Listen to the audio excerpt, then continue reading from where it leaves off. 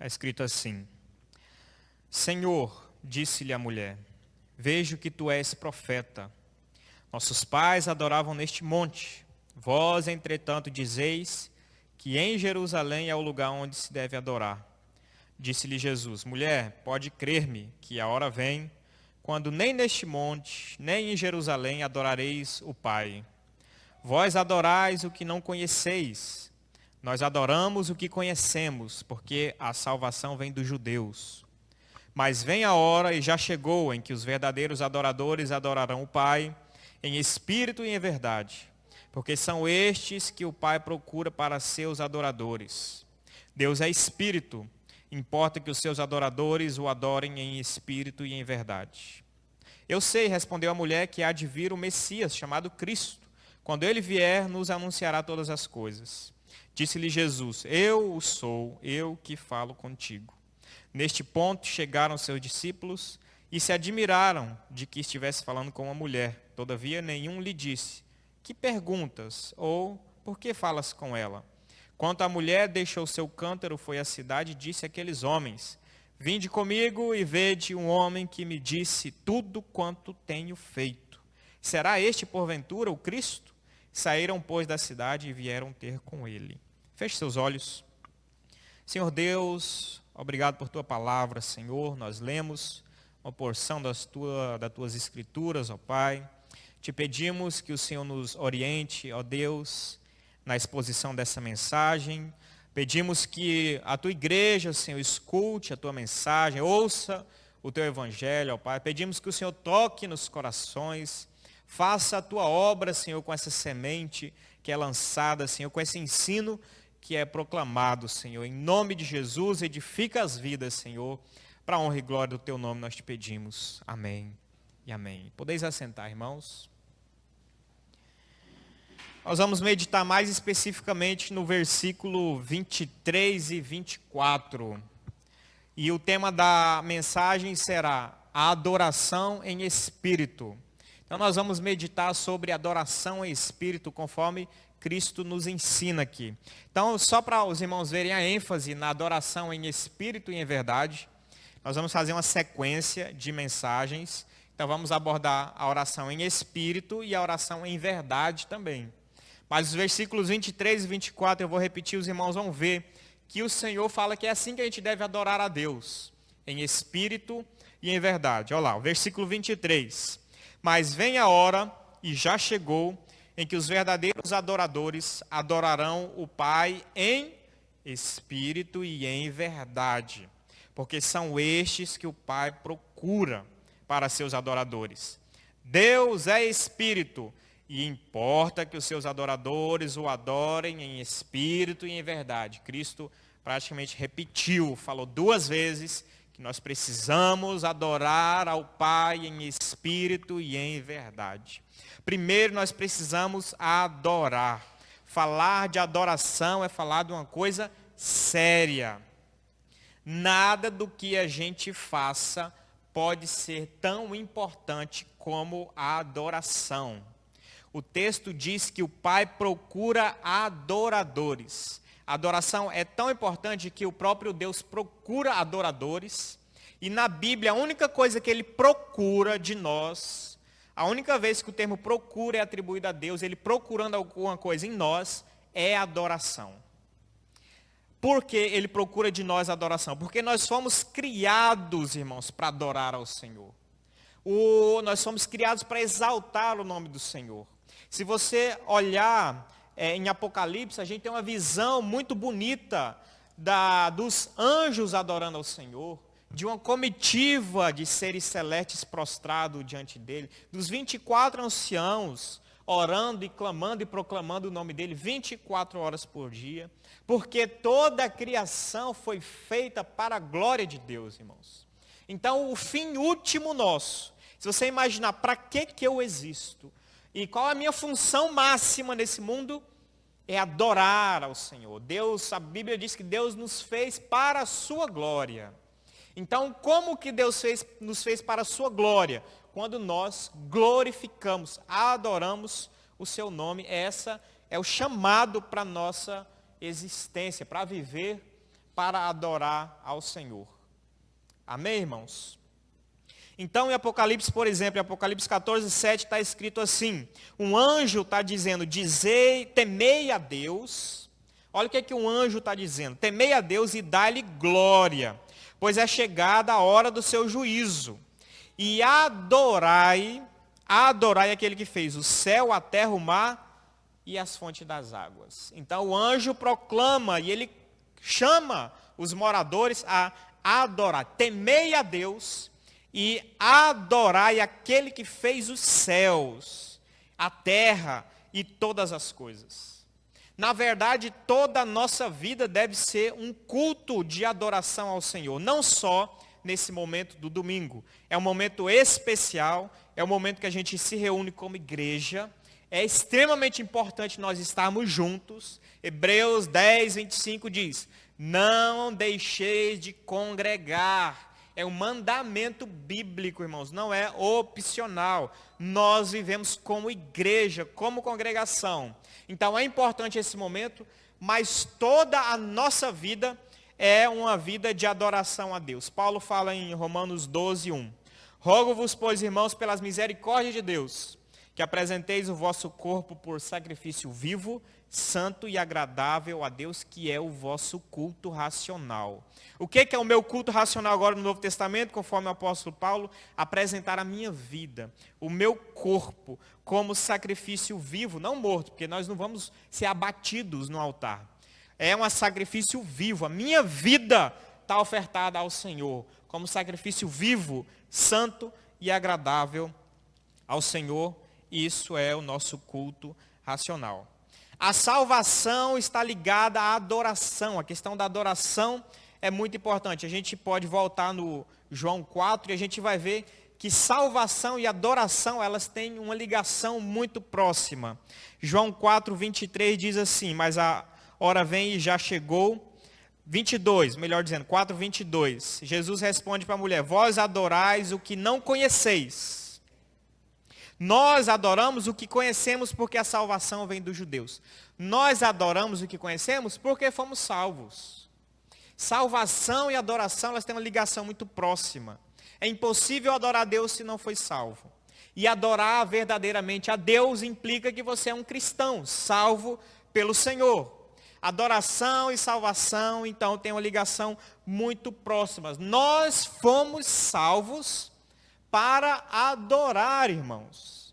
Como eu falei no começo, o motivo principal da nossa existência é adorar a Deus. Por isso, no culto de domingo, a ênfase tremenda em adorar a Deus, porque nós fomos chamados para adorar. Nós fomos salvos para adorar ao Senhor e prestar honra e homenagem ao seu nome.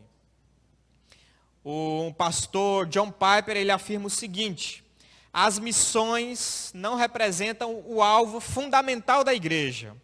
A adoração, sim.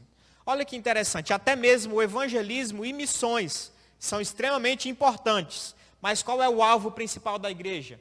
A adoração. Por quê? Ele explica. As missões existem porque Deus é essencial e não o homem.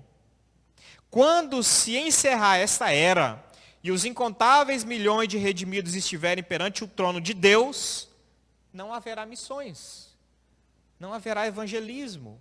O evangelismo, até isso, irmãos, que é muito importante para a igreja. Até missões e evangelismo é muito importante, mas ele é passageiro, ele é momentâneo. Quando finar os tempos, nos céus, não vai haver mais evangelismo e nem missões, não tem mais necessidade. Mas adoração, sim. A adoração continua pelos séculos dos séculos. Amém, irmãos? E, portanto, nós fazemos evangelismo para atrair e chamar os adoradores. O evangelismo, a missão é um meio. O fim continua sendo adorar ao Senhor, exaltar o nome santo do nosso Deus.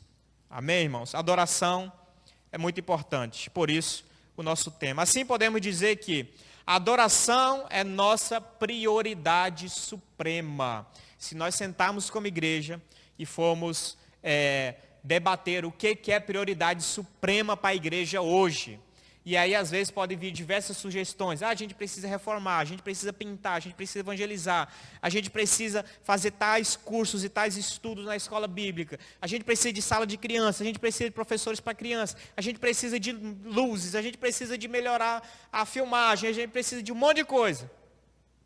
Mas qual a prioridade suprema, irmãos? Nós, como igreja, nós precisamos, primeiramente, e o mais importante de tudo, adorarmos ao Senhor com todo o nosso ser, com toda a nossa força, com tudo que o Senhor quer de nós, em espírito e em verdade. Não adianta ter uma embalagem sem conteúdo. Não adianta ter aparências sem ter conteúdo. Não adianta ter uma religião sem Deus. Não adianta ter uma religião sem adoração verdadeira. A gente começa pela adoração. A gente precisa saber adorar o Senhor. Nós precisamos adorar ao Senhor em espírito e em verdade. Nós precisamos chegar no domingo com o coração ardente para louvar e adorar o nosso Senhor em espírito e em verdade. Amém, irmãos? Por isso, o João capítulo 4 é importante e nos dá algumas orientações sobre adoração em espírito e em verdade. Qual o contexto imediato aqui? O que está acontecendo no João capítulo 4?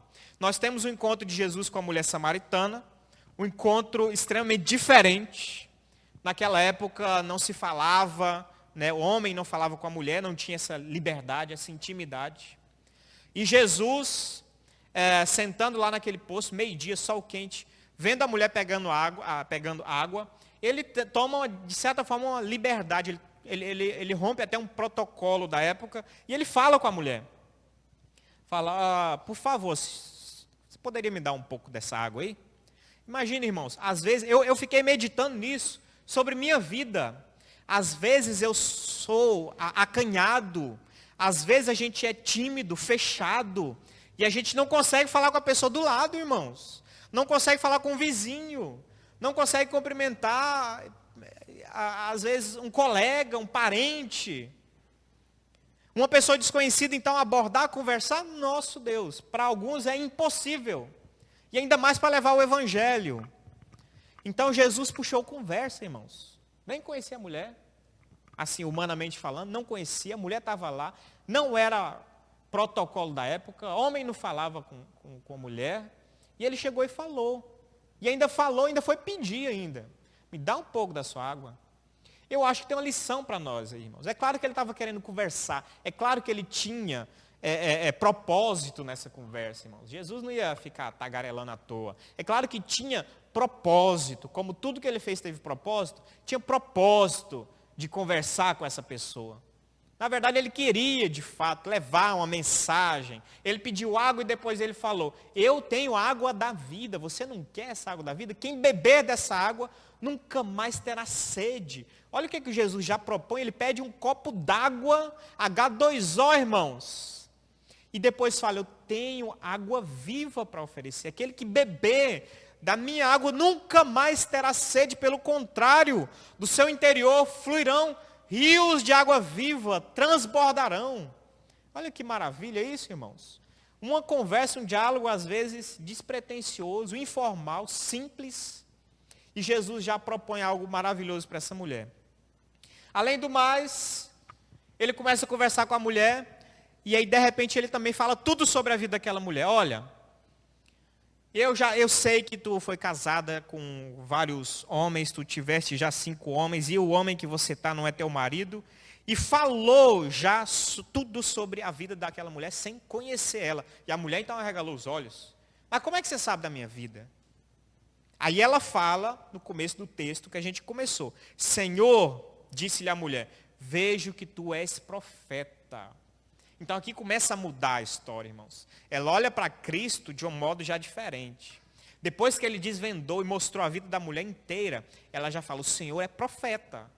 Ou seja, o Senhor, de certa forma, consegue falar a mensagem de Deus. O profeta é aquele que fala a vontade e a palavra de Deus.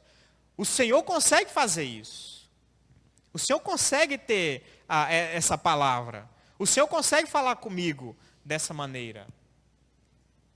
E aí talvez surge o que fosse a agonia existencial daquela mulher. Porque quando ela vê que aquele é um homem espiritual, que ele é um profeta, ela lança a agonia espiritual dela, irmãos. Ela poderia perguntar, conversar e tecer qualquer tipo de conversa. Mas a conversa dela e a pergunta dela foi sobre adoração. Ela poderia perguntar, sim, Senhor, e o que eu posso fazer da minha vida então, se eu estou com esse homem? Eu fui mal nos relacionamentos mesmo, o que eu devo fazer? Ela poderia pedir um conselho dessa maneira, ela poderia conversar sobre outra coisa com Cristo, mas qual foi a agonia existencial dessa mulher? O que estava preso na garganta? Aparentemente o texto mostra que ela abruptamente fez uma pergunta, depois que viu que Jesus era um profeta e que ele tinha a palavra de Deus. Aí ela fala a pergunta da vida dela. E a pergunta que é importante, como a gente viu, porque adoração é algo primordial na vida do homem. Então é justo a gente perguntar como adorar como convém. Aonde adorar? A pergunta dela, Senhor, nós adoramos, nossos pais adoravam nesse monte. Estava lá em Samaria. Monte, se eu não me engano, Gerizim, lá em Samaria. E tinha um culto pagão, idólatra lá. Nossos pais adoravam aqui nesse monte. Vocês, entretanto, adoram lá no monte, Sião, em Israel, em Jerusalém. Aí a pergunta dela ficou entre linha, não é isso? E aí, aonde que a gente deve adorar? Nossos pais adoram aqui, vocês adoram lá. Entretanto, dizeis que em Jerusalém é o lugar onde se deve adorar. Nas entrelinhas ficou a pergunta dela assim, aonde que a gente deve adorar? Foi essa a pergunta, irmãos. Onde que a gente deve adorar? Essa é a pergunta. Essa é a pergunta que inclui não somente onde, mas inclui como adorar. Porque se existem dois lugares, e dois lugares adoram com seus meios diferentes, também tem a ideia como adorar. Como se adora lá naquele monte ou como se adora aqui.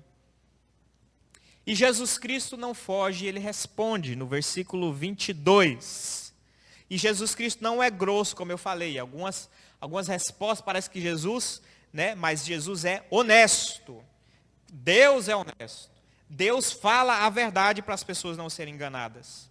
Então ele não se esquiva de falar o que ele pensa sobre a adoração. Em versículo 22 ele fala assim, vós adorais o que não conheceis. O que não conheceis.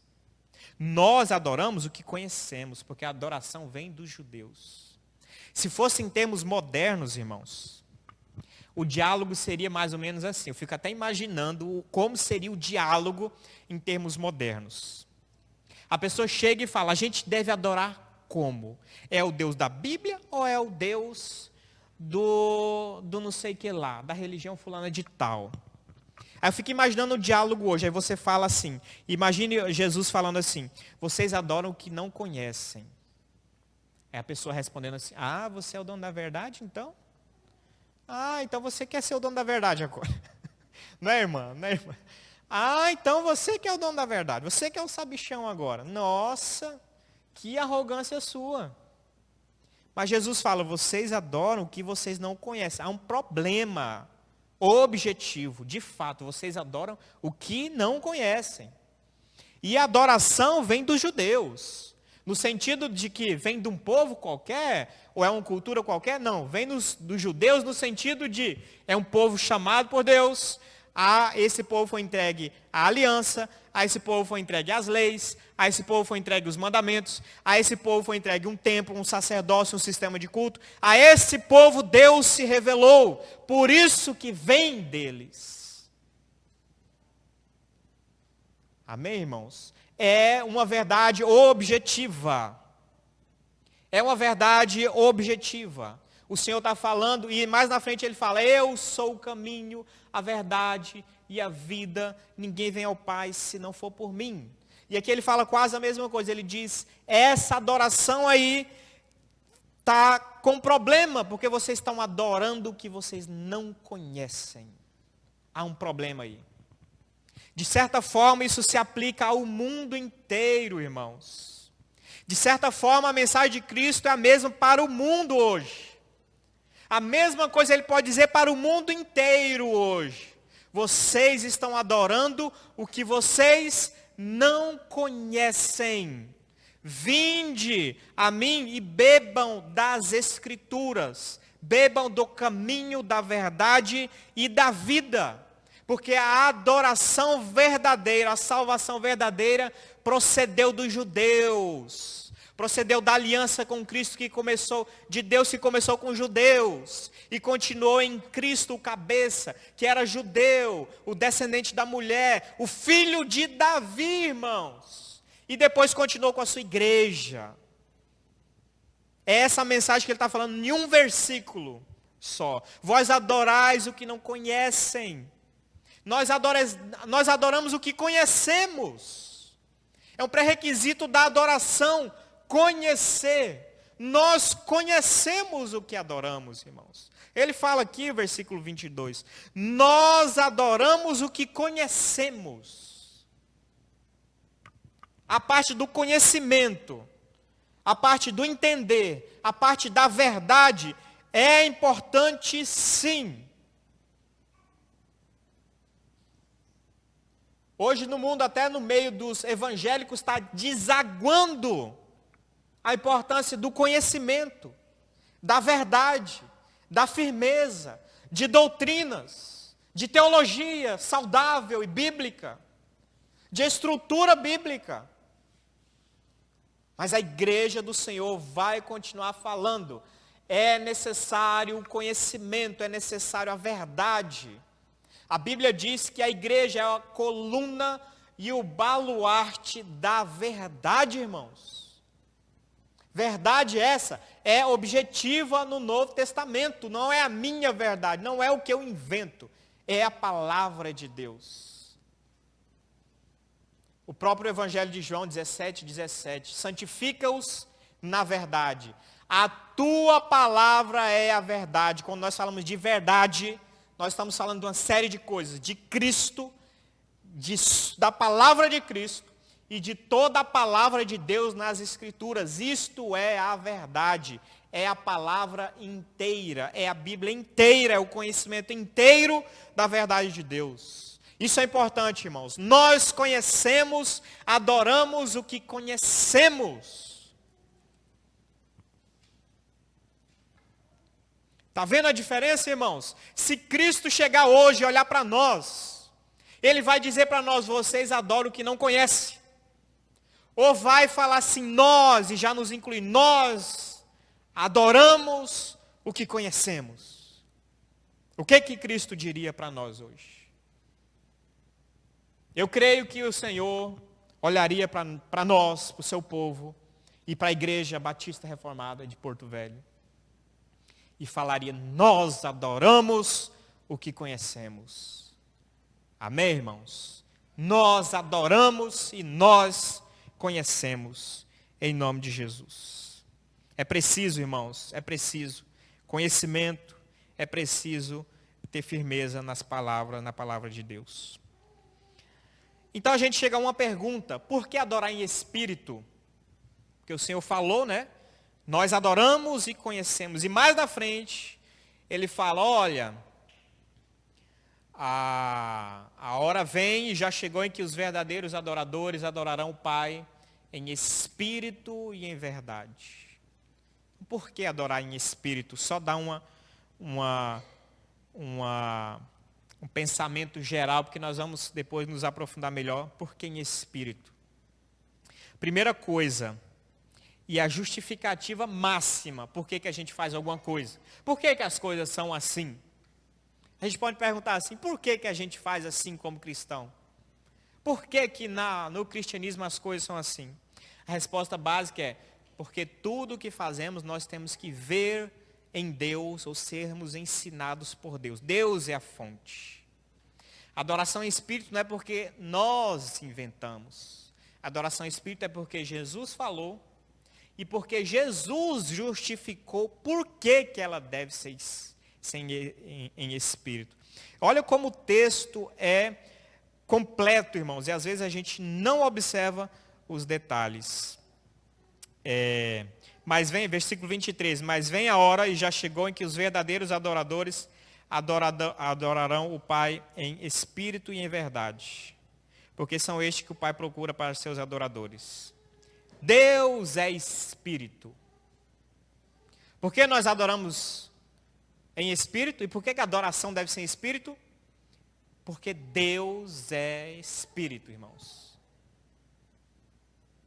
Amém? Se o nosso Deus, se a essência do nosso Deus não fosse espírito, se fosse uma matéria, teria sentido. Porque matéria você toca, você alisa, você movimenta, você apalpa. Aí faria sentido um culto totalmente material e físico. Mas a Bíblia diz, Deus é espírito. Espírito você não toca, você não pega, você não vê com olhos carnais. Não faz parte desse mundo, dessa realidade, desse espaço-tempo nosso, da matéria. É uma coisa que a gente nem sabe direito o que é, a gente sabe mais o que não é matéria. Mas Deus é espírito, um ser maravilhoso. E como é que Ele quer que nós o adoremos? Em espírito. A justificativa é teológica, irmãos. Nós começamos a adoração com teologia de Deus, doutrina de Deus. Por que nós adoramos em espírito? A resposta está no próprio Deus. Porque Deus é espírito. Amém? Porque Deus é espírito, a gente adora em espírito. Depois, por adorar em espírito, a gente tem que lembrar que a gente está num contexto. E Jesus está falando com a mulher. E ele também fala assim. Ele responde à mulher. Ela pergunta, é nesse monte ou naquele monte? Tem uma resposta muito interessante de Jesus Cristo. Que ele fala assim. Disse Jesus, versículo 21. Disse-lhe Jesus, mulher, podes crer-me que a hora vem, quando nem neste monte, nem em Jerusalém, adorareis o Pai. Então, a resposta, quando ele chega lá no versículo que ele fala, deve-se adorar em espírito e em verdade, ele já tinha dito que também não é em Jerusalém. Olha que interessante. A mulher pergunta, é aqui nesse monte ou é em Jerusalém? Ele vai responder ela. E, apesar dele falar que a salvação vem dos judeus, apesar dele falar que é muito importante o que foi feito, a presença de Cristo ali está mudando as coisas, irmãos. Está mudando até a importância do templo, de Jerusalém, da religião externa, judaica. Então Jesus fala, olha, não é nem lá e nem aqui agora. Você também não vai para lá, e lá não vai ser um lugar mais sagrado do que outro lugar qualquer. Não é aquele templo que vai conter a glória de Deus, a presença de Deus. Porque Jesus está querendo mostrar que a realidade agora é Ele. Você não vai adorar, não vai estar preso mais a lugares. Então, a resposta em espírito e em verdade está ligado também ao seguinte fato. Nós não vamos adorar segundo o ritualismo judaico. Porque ele também não manda a mulher ir lá para Jerusalém e continuar no ritualismo judaico. Jerusalém era importante por causa do quê, irmãos? Por causa do templo, dos altares, do sacerdócio, dos sacrifícios. E tudo isso apontavam para Cristo, não é isso? A função de tudo na história do Antigo Testamento em Israel era mostrar Cristo. Uma vez que Cristo está aqui, carne e osso, ele vai mandar ir para lá? Ficar vendo de novo sombras? Ou coisas que apontavam para ele? Mas ele já chegou. É claro que a adoração tem que vir a ele agora. Por isso que ele não manda mais para Jerusalém, para o templo, para os sacerdotes, irmãos. E Hebreus, o livro de Hebreus é um livro todinho para explicar isso. Para explicar que Jesus é maior do que os anjos, Jesus é maior do que o templo, Jesus é maior do que o sacerdote, Jesus é maior que as ofertas, Jesus é maior do que o sumo sacerdote. Na verdade, Jesus cumpriu todas essas coisas. Jesus é o nosso sumo sacerdote, Jesus é a nossa a ovelha que foi sacrificada por nós, Ele é a oferta. Ele é o sacerdote, ele é o levita, ele é o templo, ele é o candelabro, ele é a arca da aliança, ele é o altar. Ele é a mesa de incenso. Ele é o propiciatório. Tudo apontava para ele, irmãos. Por isso que ele não manda mais de volta para Jerusalém. Ele não manda de volta para o templo. Ele não manda de volta e ficar submisso ao sumo sacerdote. Porque o nosso sumo sacerdote agora é Cristo. Por isso que ele não manda ir para lá oferecer animal e matar ovelha. Porque ele quer ser o nosso sacrifício perfeito. Ele está mudando as coisas. E ele quer, portanto, que agora a adoração seja feita em espírito e em verdade. Então, presta atenção num detalhe. Se aqui tem o monte Sinai, em Jerusalém, e aqui tem o monte Gerizim, lá em Samaria, e aqui tem um sistema de adoração em Samaria, em Gerizim, e aqui tem um sistema de adoração em Sinai, Monte Sinai não é em Jerusalém, não. Lá em Jerusalém.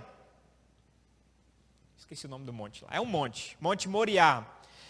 Mas se não é em Jerusalém e não é aqui, e se aqui tem todo um sistema de adoração, e aqui tem todo um sistema de adoração, aqui tem um templo, aqui tem sacerdote, aqui tem matança de animais, aqui tem altar, aqui tem candelabro, aqui tem... E aí Jesus fala, não é lá, aqui nem aqui. Então o que está acontecendo com a adoração? Ele está dizendo assim que não precisa mais ser do jeito que era no templo lá. Se você pode adorar aqui não tem um templo de Jerusalém. Aqui não tem o sacerdote, com aquelas roupas, aquele paramento todo brilhoso, vermelho, amarelo, laranja, parece um Papai Noel. Aqui não tem o sacerdote, aqui não tem o altar. Aqui não tem como eu sacrificar a ovelha. Aqui não tem a arca da aliança. Aqui não tem o propiciatório. Como assim eu vou adorar aqui? O Senhor está falando assim, você não precisa mais disso. É clara a mensagem aqui. Se você não vai adorar nem aqui, absurdamente aqui está errado. E aqui não é mais desse jeito também, você pode adorar em qualquer lugar, é porque a gente não precisa mais desses elementos externos e rituais. Por isso que a nossa adoração é mais simples. Por isso que aqui a gente vem pregar com a roupa que eu uso no dia a dia, comum. Por isso que aqui não tem um aparato circense. Por isso que a nossa adoração é mais simples. Por isso que a gente não tem uma série de ritualismo. Por isso que o nosso culto é até, entre aspas, mais espontâneo. Por isso que a gente não tem cerimoniais e tantos elementos visíveis. De ouro, de bronze, de prata. E uma indumentária completa. Porque a gente não vai voltar ao simbolismo, ao ritualismo de Jerusalém. Por que a gente não coloca uma arca da aliança aqui gigante, pastor? Por que a gente não coloca um candelabro maior desse lado aqui? Porque nós não somos Jerusalém e nós não vamos cultuar como o judeu antigo cultuava. Porque o Senhor falou, não é preciso mais isso. Vocês não vão adorar em Jerusalém. Então, tudo que está aqui, esse sistema não é necessário.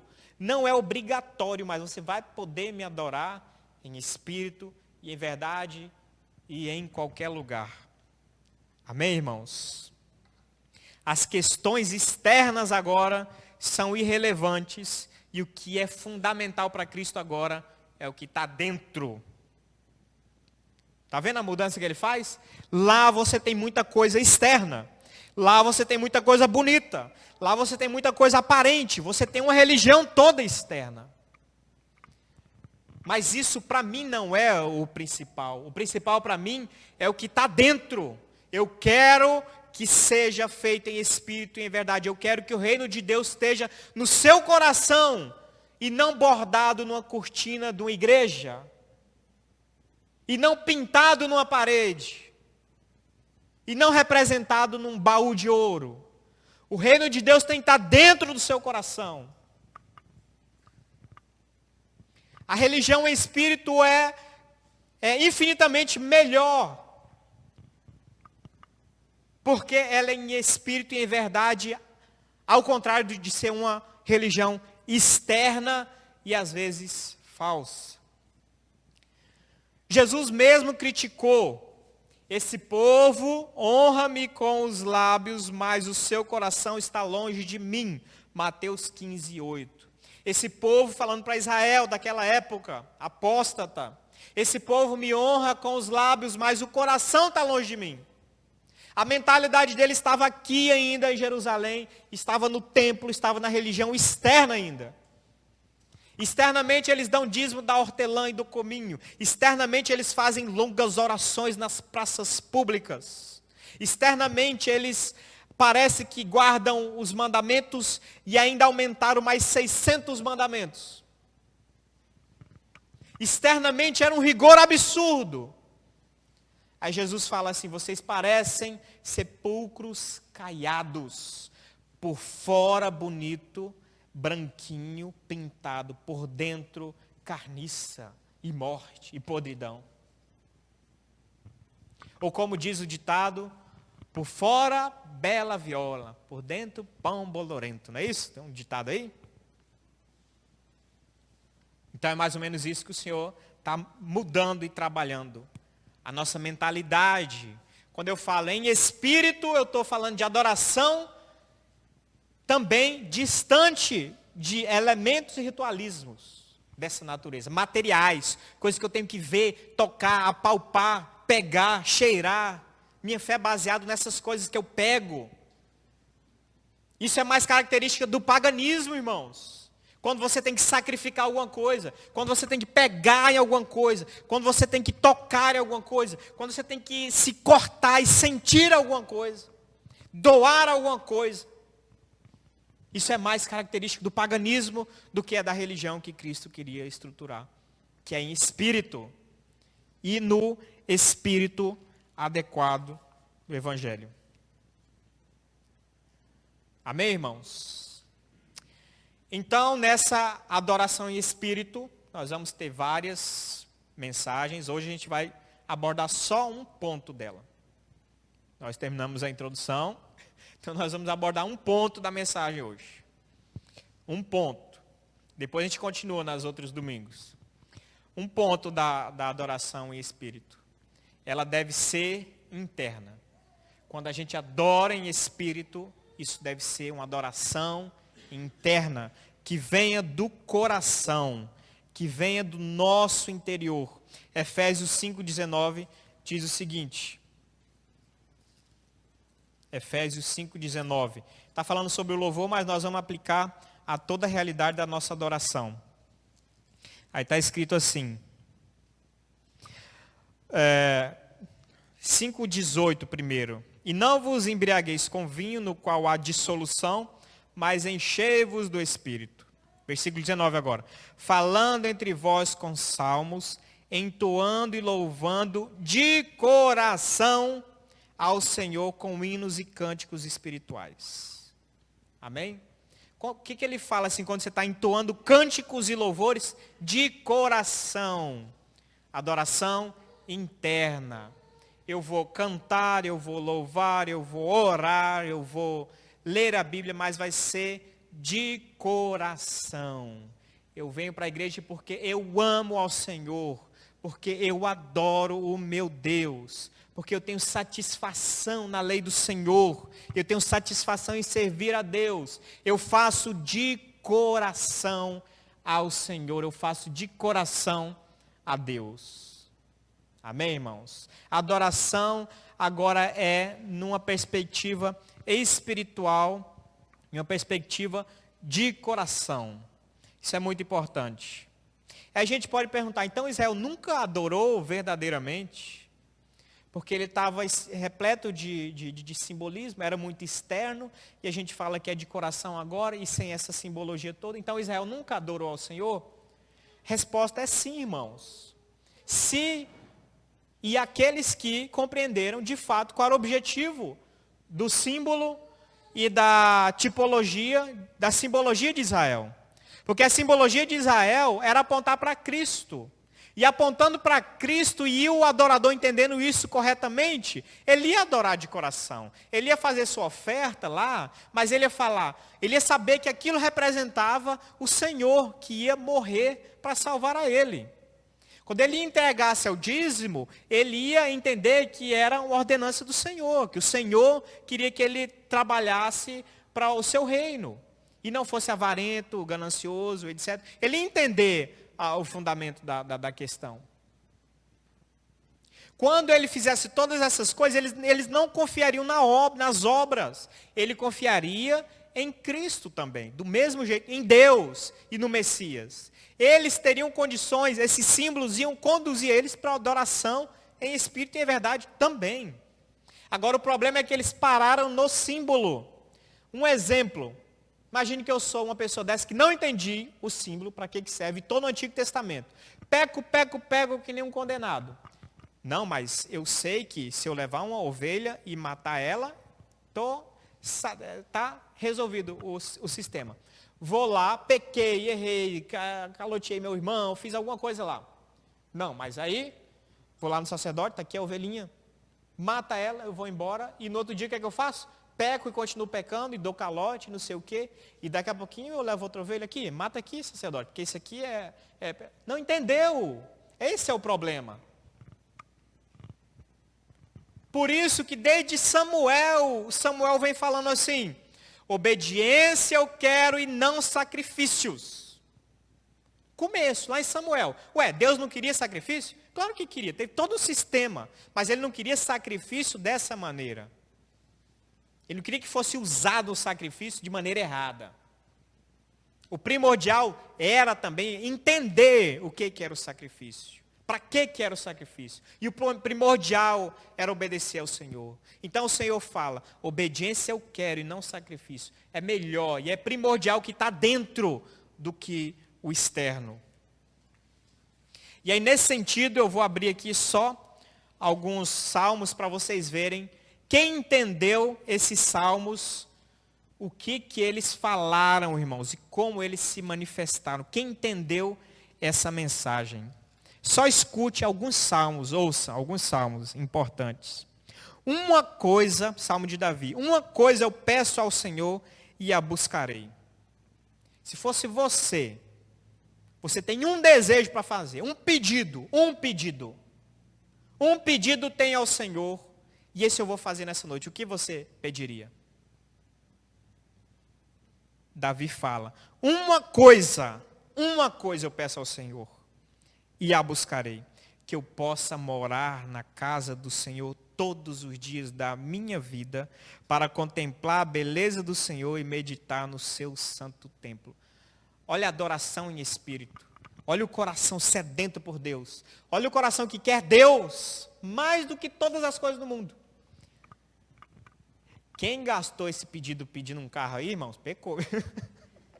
Quem pediu uma casa nova, de certa forma, você usou o pedido um pouco banalmente. Davi falou, um pedido eu tenho, uma coisa eu peço, uma coisa é mais importante do que tudo, que eu habite na casa do Senhor. Para quê? Para contemplar o meu Deus, eu quero adorar o Senhor. A gente não está indo para o céu, irmãos, o que a gente vai fazer no céu? Isso aqui Davi está falando assim, eu quero ir para o céu, em outras palavras. Esse aqui não é o nosso destino também, a gente não quer morar com o Senhor, contemplar a beleza dele, adorar o Senhor. E por que a gente não pede isso? Davi falou, eu quero ir para o céu. É isso que eu quero. Versículo 8, o mesmo texto. Ao meu coração me ocorre, buscai a minha presença. Buscarei, pois, Senhor, a tua presença. Buscarei, eu tenho sede, fome de ti. Salmo 42. Vou pegar uma sequência aqui que é muito interessante. Salmo 42, 1 e 2. Para não dizer que foi só Davi, esse salmo é dos filhos de Corá. Como suspira a corça pelas correntes das águas, assim suspira por ti, ó Deus, a minha alma. A minha alma tem sede de ti, Senhor, do Deus vivo. Quando irei e me verei perante a face de Deus? Está ansioso e está perguntando a Deus: quando é que eu irei e verei a tua face? Quando é que eu vou morrer, Senhor, para me encontrar contigo? Salmo 63, 1 a 8, ele diz o seguinte, vamos ler só alguns versículos desse. Salmo de Davi: ó Deus, tu és o meu Deus forte, eu te busco ansiosamente, a minha alma tem sede de ti, o meu corpo te almeja, como terra árida, exausta e sem água. Assim eu te contemplo no santuário, para ver, olha só, como é que ele contemplava no santuário em Jerusalém. Ele ia lá no templo, Davi. E o que é que ele ia no templo e o que é que ele fazia? Assim eu te contemplo no santuário, para ver a tua força e a tua glória. Porque a tua graça é melhor do que a vida. Os meus lábios te louvam. Ele ia no templo para fazer a coisa certa.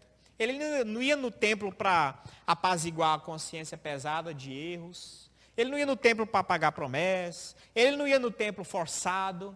Ele ia no templo para ver ao Senhor, para contemplar a beleza do Deus e para declarar ainda que a tua graça, o Senhor, o que o Senhor faz, a tua obra é melhor do que a minha vida até. É melhor do que eu estar vivo. A tua graça é superior até a minha existência. Com certeza. Amém, irmãos? Então, não tinha no Antigo Testamento, não tinha para o Israel apóstata, mas para o Israel verdadeiro, existia também adoração em espírito. Só que a ênfase maior, por causa da necessidade didática e tipológica do Antigo Testamento, era ter os seus elementos, os seus rituais, os seus símbolos, por conta do plano e o desenvolvimento do plano salvífico de Deus. Mas tinha também adoração em espírito. Agora o que acontece no Novo Testamento? Lá era mais predominantemente, então, esse tipo de adoração. No Novo Testamento inverte, é o contrário. No Novo Testamento o que tem predominantemente não são símbolos e rituais e expressões materiais. É adoração interna. Mas da mesma maneira não quer dizer que não tenha nenhum símbolo no Novo Testamento. Quer dizer que a ênfase do Novo Testamento não é essa. Porque toda a simbologia do Antigo Testamento foi cumprida em Cristo. Mas o que tem no Novo Testamento, então, de símbolo? Quem pode responder? Pergunta de escola bíblica. Quais são os símbolos que tem no Novo Testamento ainda que a igreja ainda guarda, vive e manifesta? Batismo e a ceia. Ainda são símbolos, não são? Então, olha que interessante. No Antigo Testamento, tinha o símbolo e tinha o espírito, e é verdade também, mas predominantemente era a parte simbólica. No Novo Testamento também tem os dois. Só que agora, predominantemente no Novo Testamento, a adoração é sem essa simbologia, sem aquela carga simbólica toda. Porque toda aquela simbologia foi cumprida em Cristo. Ficou dois símbolos, e dois símbolos que ainda apontam para o futuro. Porque o batismo aponta para a sua morte e sua ressurreição. E você já ressuscitou? Não, então está apontando para o futuro. Para a obra plena que vai se consumar na vinda de Cristo. Por isso que ainda existe o símbolo. Deus é sábio, irmãos.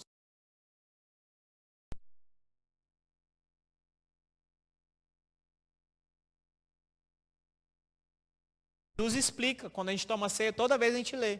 Porque assim vocês anunciais a morte de Cristo até que Ele venha. Então o outro único símbolo é a ceia, porque nós vamos manifestar a morte de Cristo até que Ele venha. É necessário a gente ficar recontando e falando e manifestando a obra de Cristo na cruz. Mas são só esses dois que o Novo Testamento autoriza. Só esses dois símbolos, irmãos. Os dois símbolos, e portanto, a gente tem infinitamente menor no Novo Testamento uma religião simbólica em relação ao Antigo Testamento.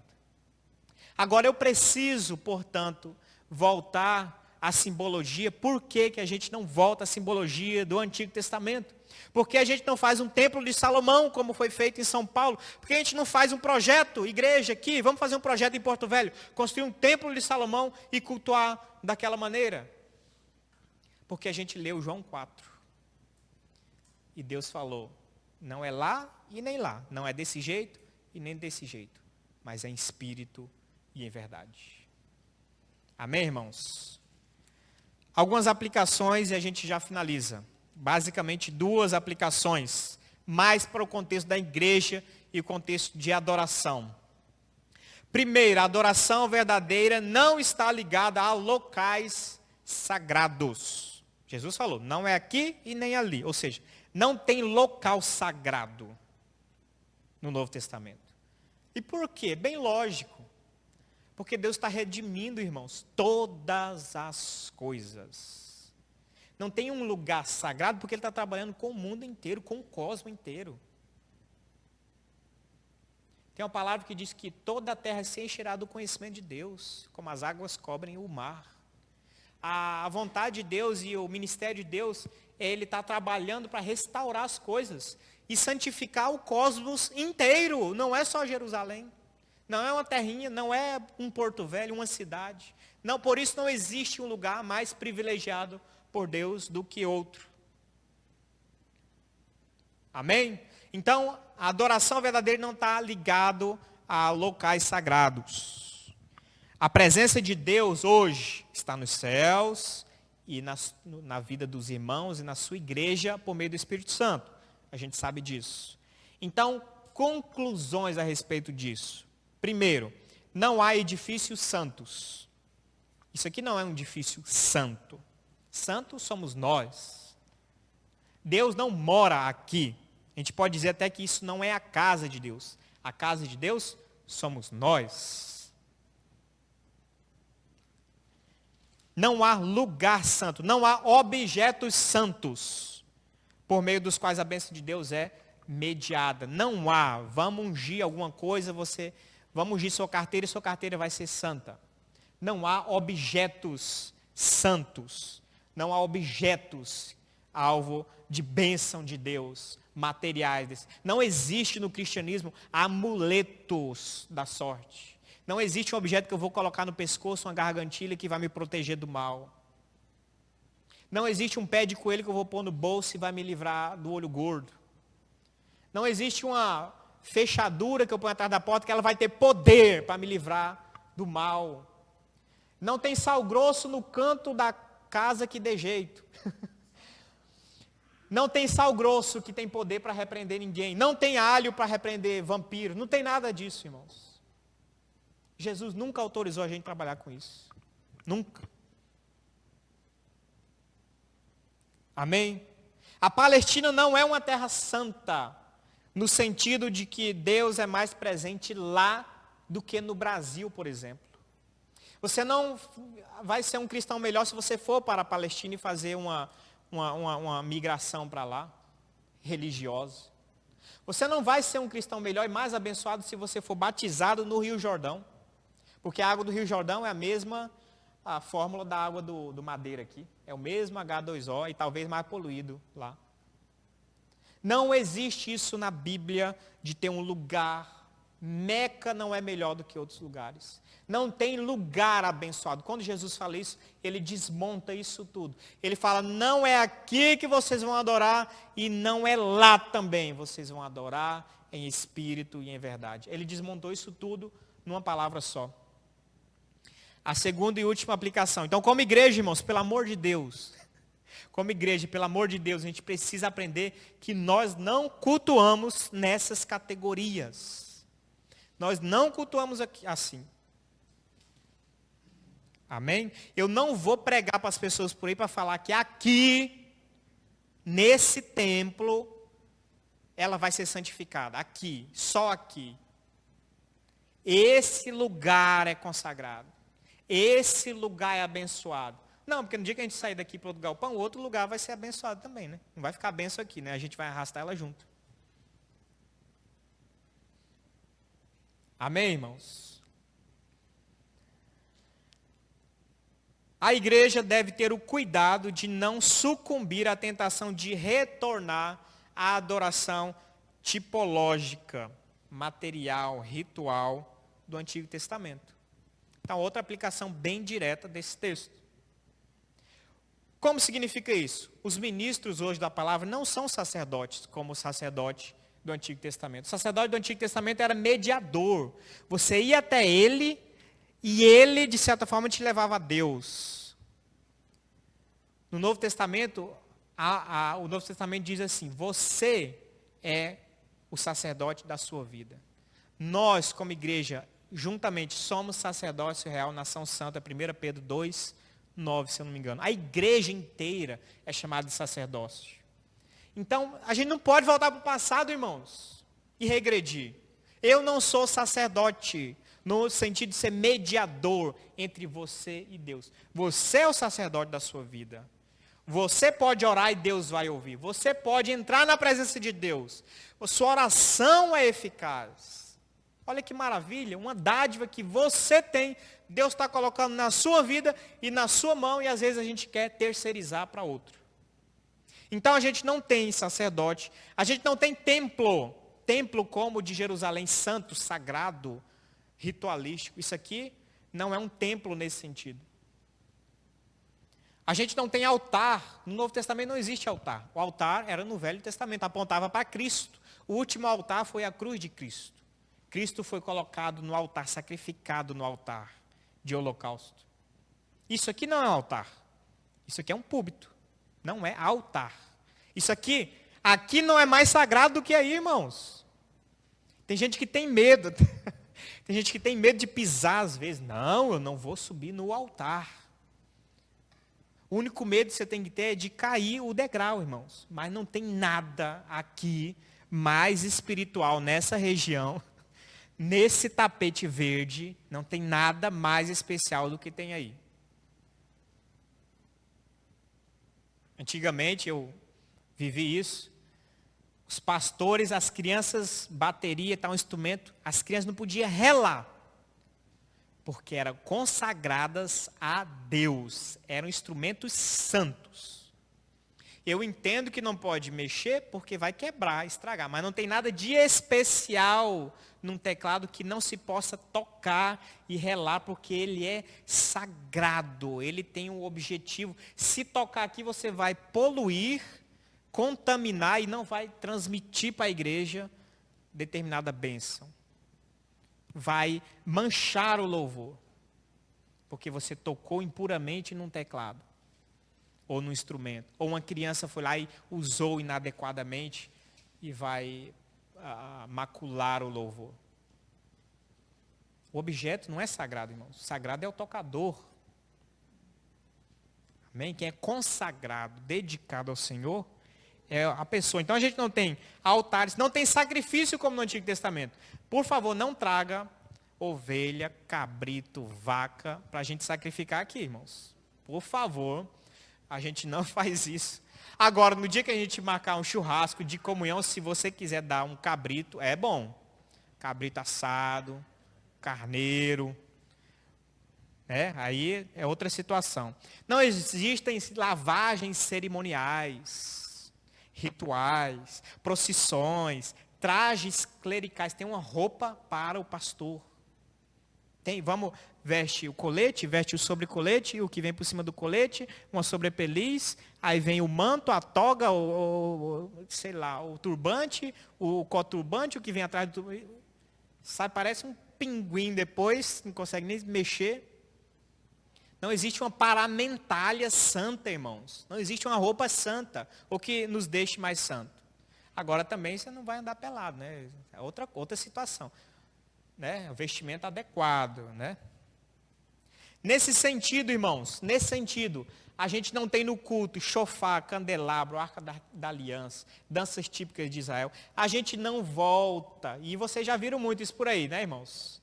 Vocês já viram muito por aí, né? A gente não volta lá para o templo. A gente não volta 2000 anos atrás, irmãos. E além de voltar 2000 anos atrás, isso é banalizar Cristo. Porque a Bíblia diz que aquelas coisas eram sombras. Hoje a gente tem a realidade que é Cristo. Se eu largo Cristo, que é a realidade, e volto para as sombras, como é que Cristo vai se sentir? Se Cristo está aqui, ao invés de eu tentar contemplar a beleza dele, que é manifesto nos evangelhos, na palavra, ao invés de eu tentar ver a beleza dele, a realidade dele hoje aqui, eu volto para tocar um chifre, pom, pom, pom, pom, pom, pom, pom, dentro da igreja. Eu preciso de um chifre para adorar a Deus, irmãos? Meu Deus, eu preciso tocar um chifre para adorar a Deus, melhor. Pom, pom, pom, pom, pom, pom, parece que é um berrante chamando gado, tocando gado. Coisa de 3.000 anos atrás em Israel, extremamente, na época, extremamente necessário para chamar o povo para adoração. Hoje, para chamar o povo, WhatsApp.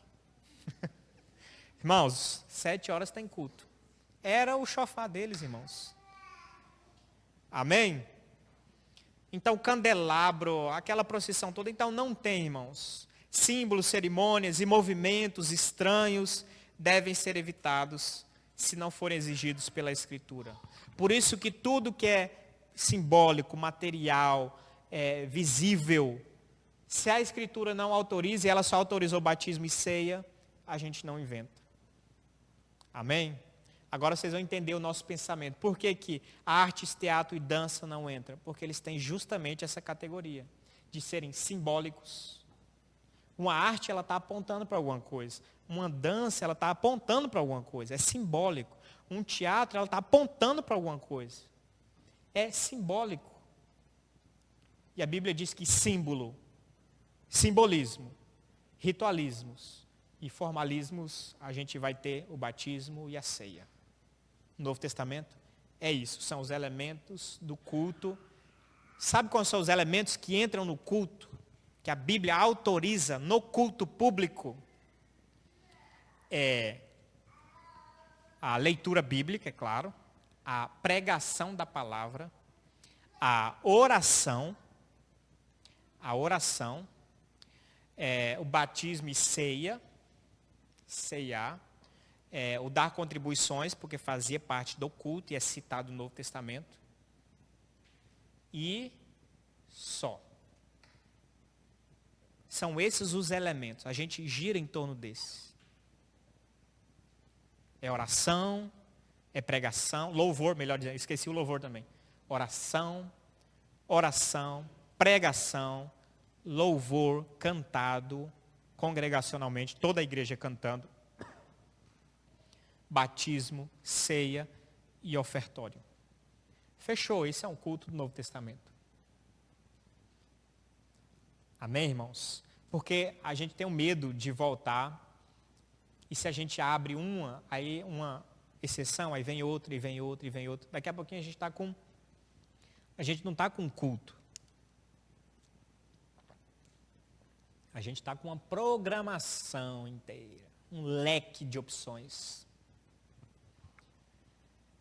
E, pasmem, tem pessoas que, dentre esses leques de opções, tem o culto voltado aos lutadores. Então, pasmem, existe isso. Já teve uma igreja que fez, dentro de um culto, colocou um ringue de MMA e as pessoas lutando lá. E outras gritando, e uma espécie de lazer, uma coisa, dizendo que era culto para adorar a Deus, um ringue de MMA. Então, são coisas que não estão na Bíblia, irmãos. A gente precisa ser honesto com a Bíblia, com Deus. São coisas que não estão na Bíblia. Então, a gente não arrisca. Eu não arrisco inventar coisa que Deus não mandou. Amém, irmãos? Então, isso é muito sério. A adoração é séria. Ela deve ser bíblica. E Jesus falou, em espírito e em verdade. Amém? Que nós vivamos essa adoração para a honra e glória do Senhor. Coloque-se de pé, vamos fazer uma oração.